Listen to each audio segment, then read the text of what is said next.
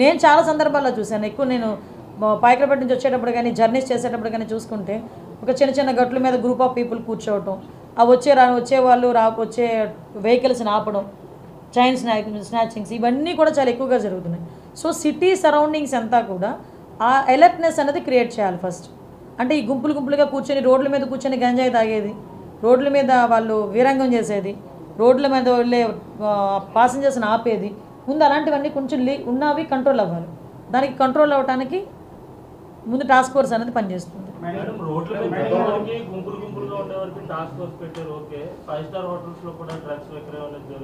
అమ్మ ఇంకోటి కూడా చెప్తున్నా, ఇప్పుడు ప్రతి ఒక్క చోట పోలీసులు వెళ్ళి కూర్చొని చూడలేరు. నేను అది సిటిజన్ పార్టిసిపేషన్కి కూడా నేను ఇంకొకటి కూడా మేము మాట్లాడుకున్నాం. ఎవరైతే గంజాయి విషయంలో ఇన్ఫర్మేషన్ ఇస్తారో వాళ్ళకి ప్రైజ్ మనీస్ కూడా మేము ప్రకటించడానికి కూడా సిద్ధపడ్డాం.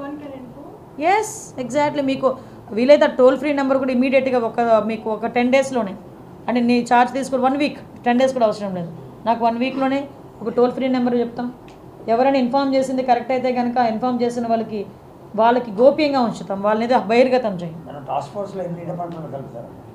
టాస్క్ ఫోర్స్లో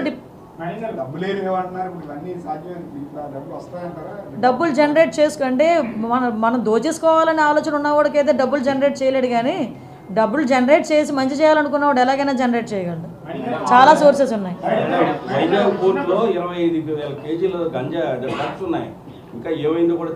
నేను ఇందాక అడిగానండి సిబిఐ ఎంక్వైరీ, ఇందాక సిపి గారిని అడిగాను ఆ విషయం కూడా, ఏంటి దాని పరిస్థితి ఏంటని అడిగితే సిబిఐ ఎంక్వైరీలో ఉందన్నారు.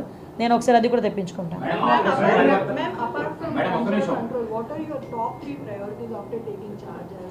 యాజ్ టాప్ 3 priorities అయితే ఫస్ట్ థింగ్ గంజాయి డ్రగ్స్, కంట్రోల్ ఆఫ్ గంజాయి and drugs. Second thing is protection of women.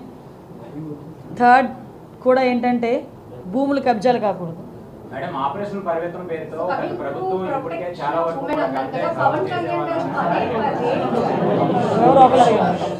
చెప్పమ్మా కన్నా.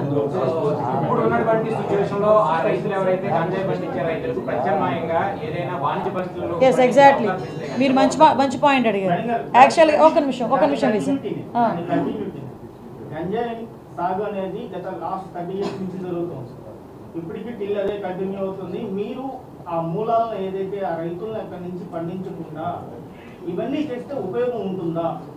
అంటే ఒకటేంటంటే ఒకటి భయం క్రియేట్ అవ్వాలి, 2 వాళ్ళకి లైవ్లీహుడ్ కావాలి. ఈరోజు గంజాయి ఎందుకు పండిస్తున్నారు?